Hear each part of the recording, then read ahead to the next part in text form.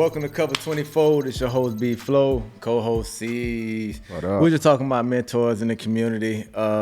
Cease has been asked to come and speak to our Little League team down his way, who's like a famous Little League, some of the best of the best played for the Delray Rocks. We played against the best of the best who played in the NFL. You know, it starts from Little League. So that's a big honor for you to go speak to them kids and be a mentor. And you were just telling me off air about how they just need to see a positive influence, a positive role model. So for sure, that's a flex and honor. It's a high honor, man, to go and speak to the Delray Rocks. A lot of us players, those that have tattoos that played, we all got tattoos somewhere of the Delray Rocks on us. Yeah. We might not even get our college, our pro team, or our high school team, but we gonna make sure we get that Delray Rocks because that's what made us tough. Yeah, for real. For sure, it's the reason why we in business and in life we can overcome adversity.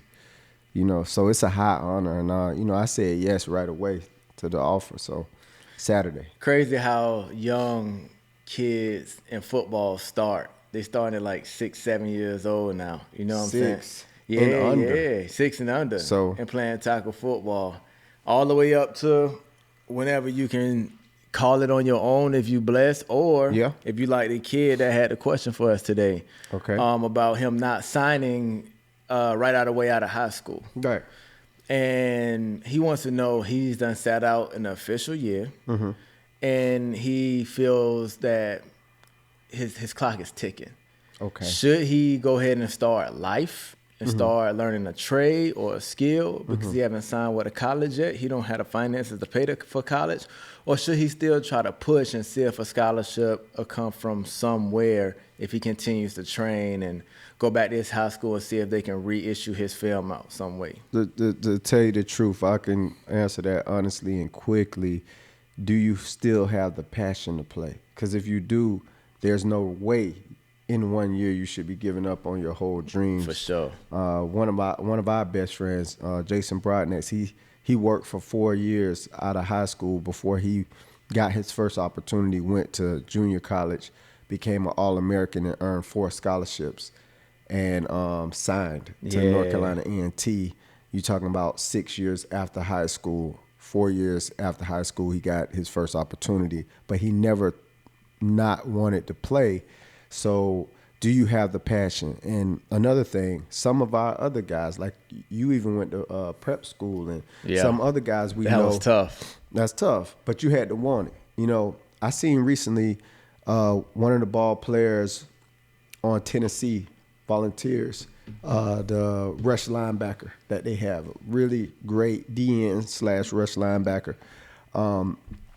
He was working in the grocery store for 3 years. Yeah. And then he, by chance, seen an ad in the paper, tried out for a JUCO team, became an All-American, and then signed with Tennessee because he never not wanted to play. He never forgot about that dream. So my thing is, it's not about the opportunity in front of you. It's about what do you want. The opportunity will show up one day, but if you don't have it in your heart to play, then maybe you should look into developing a trade.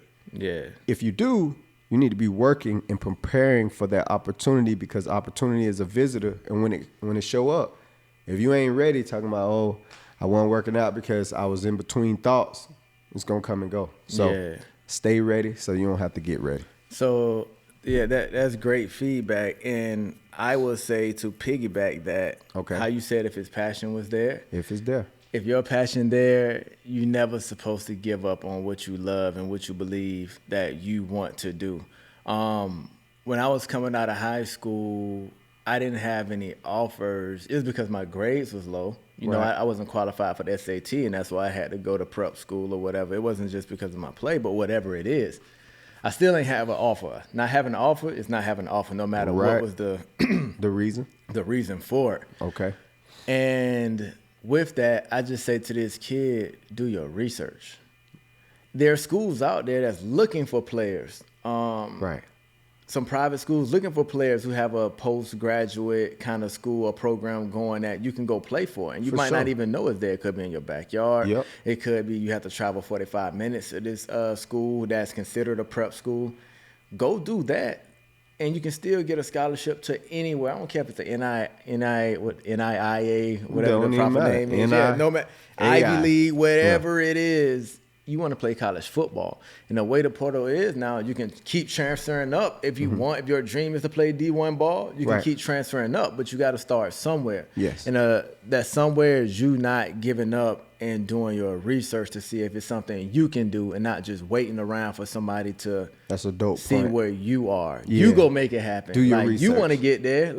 Go make it happen. It's on you.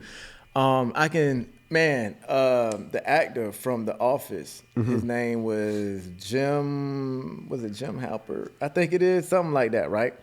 And I was watching, my hat done came loose and everything. I'm trying Are to you snap good, it back man? up, You know what I'm saying? He was talking about his acting career.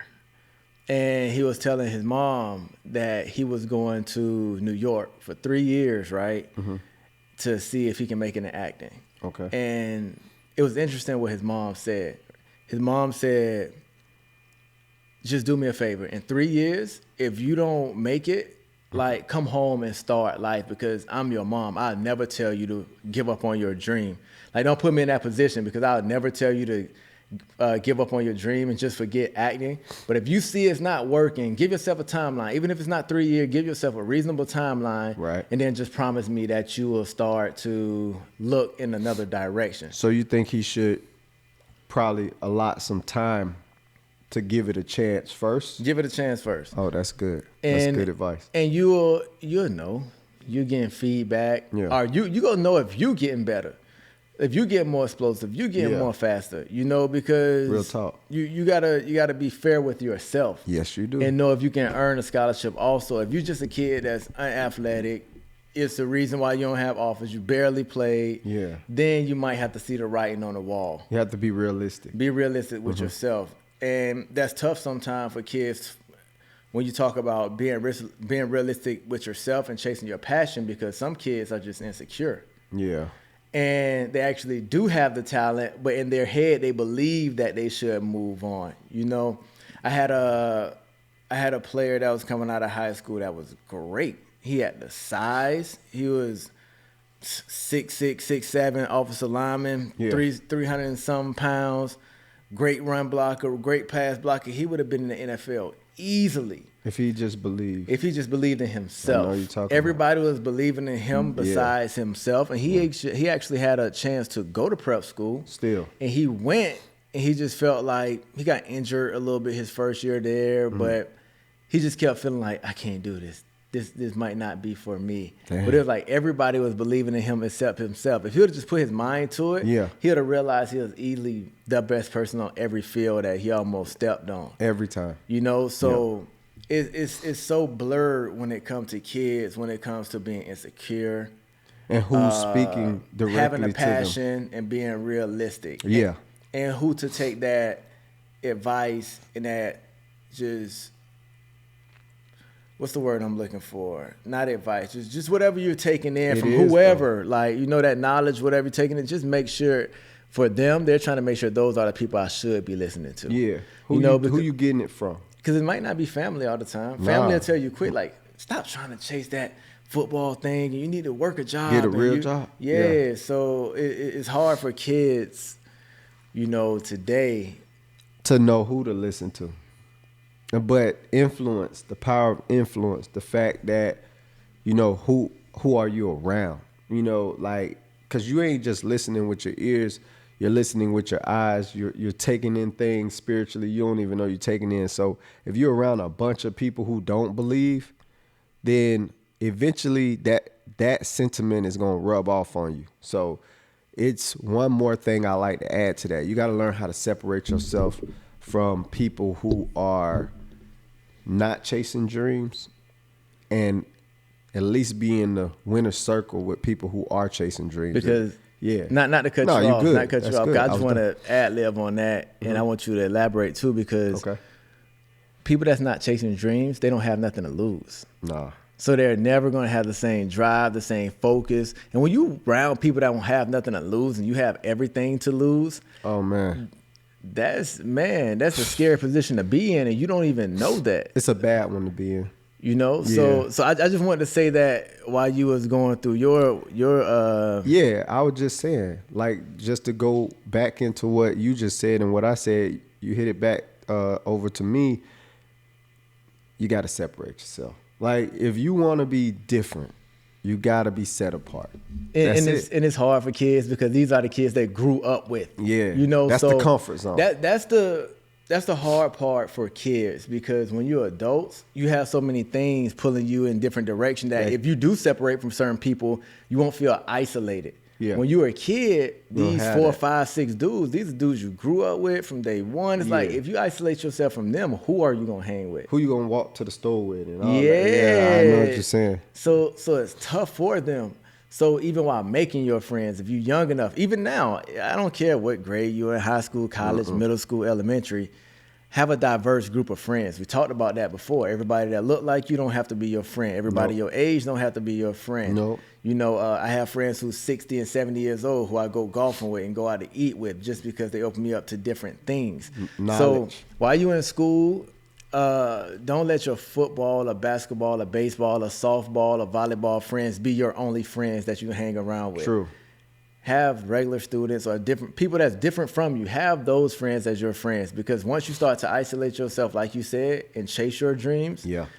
somebody out of those different groups are going to be doing the same thing as you. It could be your football homies. Yeah. It could be them. And you probably have to distance yourself from the person that you thought wanted to be a chemist, but then they started getting lazy and start doing other going, and things. doing other things. Yeah. So you don't know which group of friends will be your friends that you need to go and be more with because y'all like-minded. Right. So have a diverse. Don't put all your eggs in the same basket. That's true because you never know where your best advice is going to come from. It might not come from people who do what you do. It might come from the theater friend that is an actor. And they might say, hey, I see talent in you. And your football friends might be competitors. They might not see what your acting friend sees. And so sometimes you need an outside perspective. Man, that was real good, man.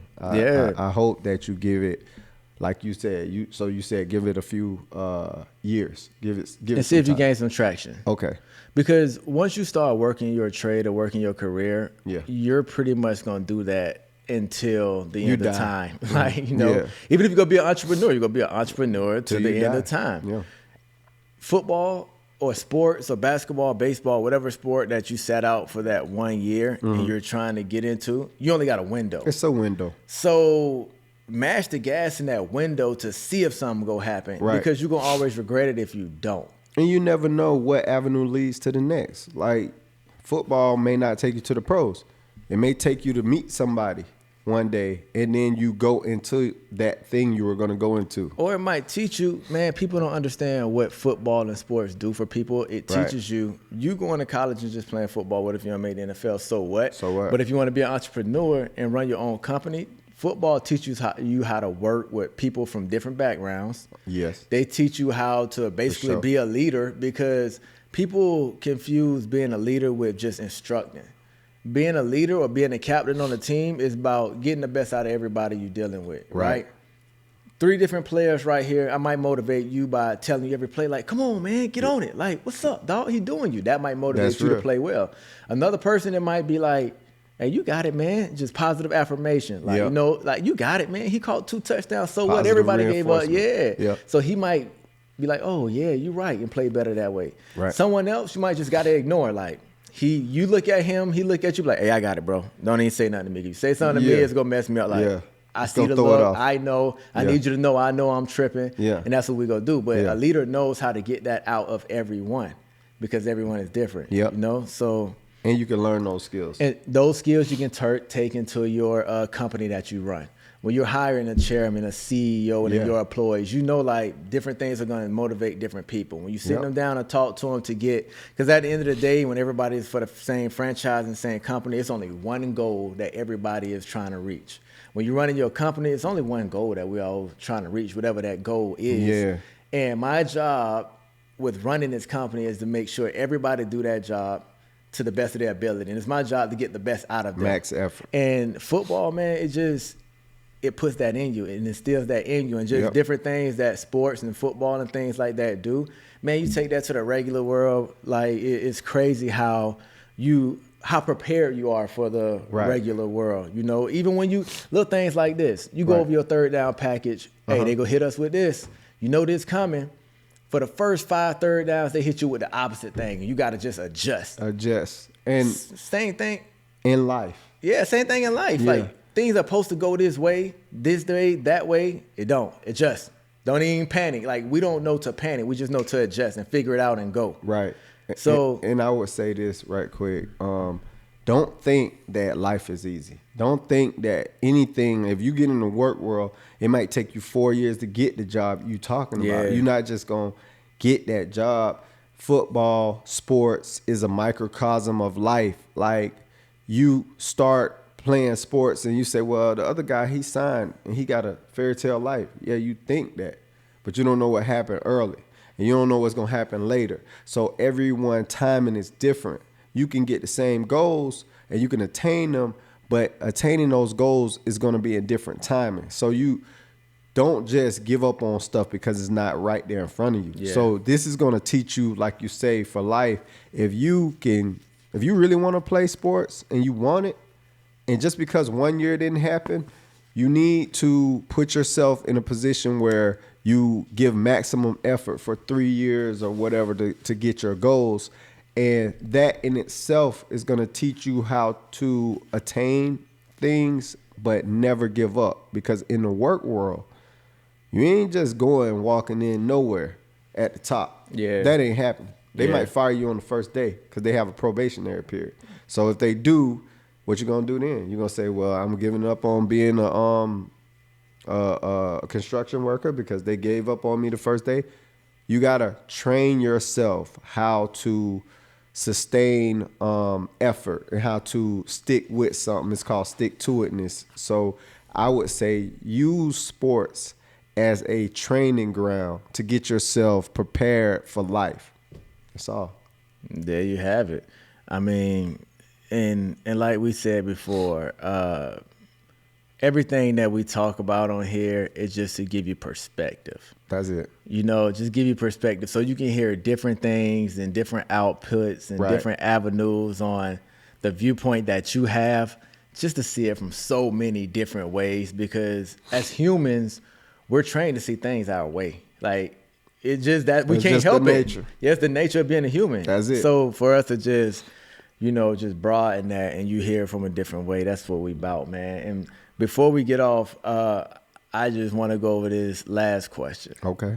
From a parent who's training his son. His son is in Little League football, and he's just trying to find a balance of teaching his son work ethic, training him hard, but not training him too hard where he'll burn out in high school. Wow. What did you say? He's in Little League? Little League right now. All right. So I understand that completely, and that got to be the hardest thing as a parent, to train your kid to be the best, because you have the knowledge, the tools, the access to train him to be that. But at the same time, you'll never be able to forgive yourself if he get to high school and he just kind of start get burnt out. Like his knees ain't holding up, like why he getting injured, or he don't even have the passion for it no more anymore. So how do you balance that as a parent? For me, I think that football is 70% mental, 30% maybe more physical, than that. Probably more than that. And so I think parents make a mistake by only training their children in the physical form. Well, certain sports. Because basketball though. Basketball, I feel like if you're 80% mental, it's nothing you can really, if you've got a freak of nature on the court, you can't stop him. I don't care how smart you are. That's true. Football, yes, it's completely 70 to 80% mental and 20% athletic ability, because we all seen guys who's way less athletic than this guy, but he knows what's coming before it happens. Yeah. He's very instinctive, and therefore he's a better player because everything is mental. So I do think it's different sports that acquire you to be more mental. Yeah. But I think that all sports requires mental processing and a personal process. So parent, instead of just training them how to be strong and how to, do a speed ladder and how to, work on his footwork or, our weights, train him how to go to sleep at a certain time at night, get up at a certain time in the morning, start processing him how to eat breakfast, a good great. breakfast, start doing things like, hey, good football players may not always be able to watch film, but they always reading something and processing something. Yeah. So even if, like you're a great processor. Like I remember when you came in, you used to watch film. We were playing against we were about to play USC, and I remember that summer you was watching a lot of film, and you was a young guy, and I was like, dang, he watched a lot of film. But what I noticed that you do well is that you catch on to cycles quickly. Like if you see, like, oh, you catch on to tendencies quickly. Yeah. I ain't even talking about in the game. I'm talking about like even when we was around campus, I was like, dog, you'll say something like, man, no, that's the third time I saw that car go by. And I'm like, dog, you know what? That's what you're good at. So as a parent, don't just train your child to work hard in the weight room. Actually start doing things like taking them to eat in the morning and seeing do they notice something, like, do they pick up on the fact that, you should have $10 back in change and you only got $9, and if they start to work with them on processing things, and I think that'll help. That's true. And even on a football term, how you said it's more mental. Yeah. Instead of, I don't know what kind of training is going on. Is it even football or? Yeah, it is football. Okay. So with this kid, I would say I would be careful with, I don't think parents let their kids lift weights too young. So I don't think it's lifting weights, if they're in little league. I hope not. Even if they're doing resistant bands and stuff like that, be careful because you're putting a lot more in their body than they little bones can handle. Like right now, it might just seem like they're energetic and they can get through it, but you don't know what kind of strain you're putting on ligaments, on them. And this is just like technical stuff. Good point. If you want to go out and have them run hills or do ladders, do that.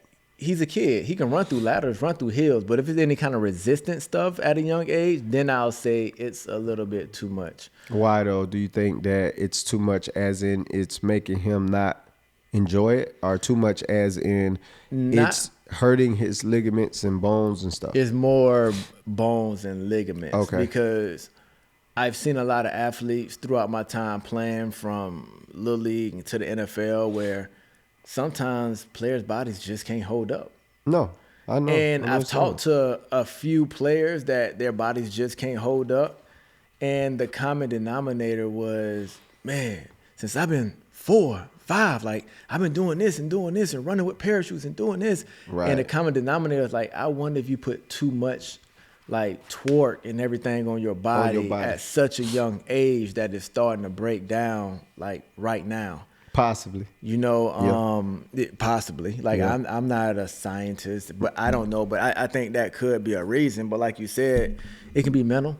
Go to, like you said, take his film, right? He's a Little League football player. Right. Watch film with him. Instead of telling him, hey, we're going on the field 5 days a week, go 3 max on the off season. I would say. Especially if you're staying down in here in Florida. Now, I don't know where they stay at, but in Florida, we got spring, summer, like it's football, 7 on 7, like everything is football is always going on. So with all this practice and all this working out on your own is a lot.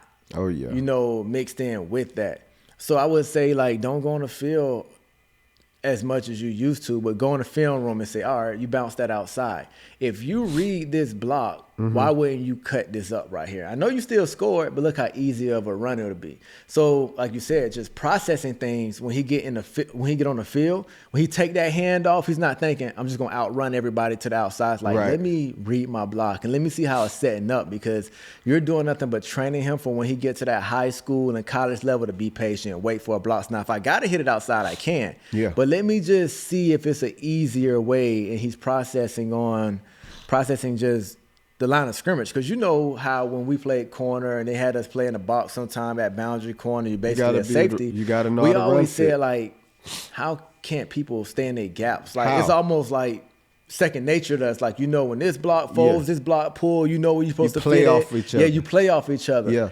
And it's repetitive to us because we learned it at a young age. Right. And the art of the fundamental aspect of football, it's a lost art right now. It is. Right? Because everybody want to train and do cones and be pretty and be athletic and this and that. But studying the game and actually knowing the game at a young age, it's a lost art. That's why I'm so excited about watching our 7U Delray Rocks team and seeing JJ, the little running back they got, Jeff Blanchard's son. Yeah. He understands. I can see it. Like, you know, he has been trained mind, body, and soul, not just physical, because when you see something happen, somebody break through the line, he don't panic. He grab the ball, and then he do his little footwork dance, and then he sees where he's going. Like his dad doing a great job with him, because his dad was a great running back. Yeah, he was. From when he played Little League, went to Florida Atlantic University, was a great running back there, and just didn't get a chance to play in the NFL, which 97, 98% of the people maybe 99, don't get a chance to do. Yep. And he's training his son even better than what his training was coming up, because he was a sharp dude. He was smart. He worked hard.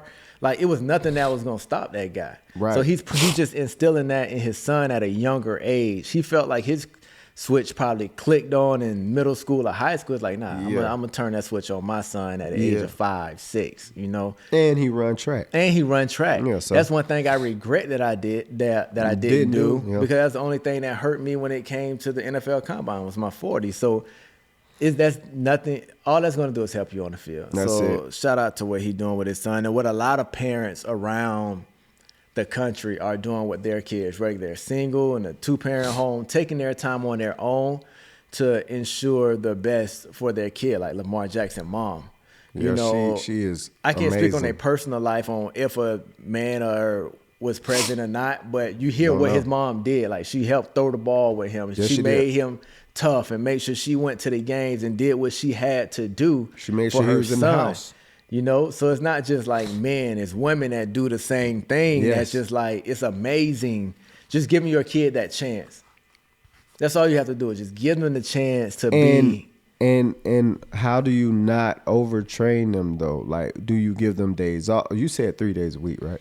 I said 3 days a week max, but what I was saying was not overtraining them. Take some of that time and make it mental by going and watching film. And then just, if you're going to train them, just don't do, like I said, resistant bands and weights. If you want to do ladders and stuff, that's not but coordination stuff. So I don't feel like that's overtraining. You know, so I don't even... No, that's not overtraining, but like you said, who wants to burn a kid out? Nobody. You shouldn't want to do that. So, you know, I'm kind of similar to what you said. Do some processing, like not just film, but do something like see how, you know, what I think is, does the kid get up on time every morning? Does the kid... but it has nothing to do with football, It does, though, because if you can't get up on time and you always late and you always this, chances are you're not going to be a good self-motivated football player, because, you know, in the summertime when you get to college, you got to be up and you got to be working out, or either you got to be in the late. Like, it's self-motivating. So I think, like, in order to help the parent not over-train the kid, do other exercises, like see what type of person he is and help him become better. You know what I mean? So I think you also got to even, goes back to having a relationship with your kid. Talk to him. You know, you'll know when he's saying he don't want to work out or he can't work out, he don't feel like working out, just because he don't feel like it. Yeah. And it's another thing where it's like, yo, like my leg hurt, like my body hurt. You know, like, your kids might need mental breaks. Like, I just don't want to. Like, let him be a kid also, to say, hey, you don't want to do it today, go ahead and be a kid. So should they build in mental breaks? You have to build in mental breaks. Okay, so everyone needs it. Okay. Even we need it. When we go through camp in college or in the pros, when I know in the pros, when you go to training camp, you see it on Hard Knocks all the time, and every training camp do it. Right. You heading out to practice one day, and they'll say something like, "We're going to the movies." Yeah. And it's like, whoa, yeah, that's perfect. I needed this mental break. That hit so Not hard. even just physically, like you need it physically, but you can push through physically, but Yeah. even mentally, like, Mentally. oh, I don't have to go out here and process this and that and doing this perfect. Like I get to just get away and just, everybody needs that break. So don't forget that your kid is going to need that break. That's great advice. Even if you do what you love to do, take a mental break. Yeah. Even if you crushing it. That's like it I know right you there. want to master gas, just take a little break. You Got need to. it. You have to reset. Have to. Like, hey, that's some of the best advice right there. I mean, I think for me, that's what I was trying to get at. Like, what should they do? So take a mental break, like with the kid, whether it's a week or every weekend or every other day, whatever it takes. You got to get that kid, like, what did they call it? Recovery? Like, recovery. I forgot. Yeah, so you rest and recovery is a part of training. You got to implement And just that. start off surprising them at first and then build that relationship with them. Like, when would you like your mental break? You know, so he can that's also good. know to take his own when you're not coaching him forever. Because at some point in time, he's going to have to go off and do things on his own. So then you start talking to him like, when you want to take your mental, break? So Now you giving him some responsibility. Exactly. Oh, okay. That's good advice, man. Like that's like actually progression too.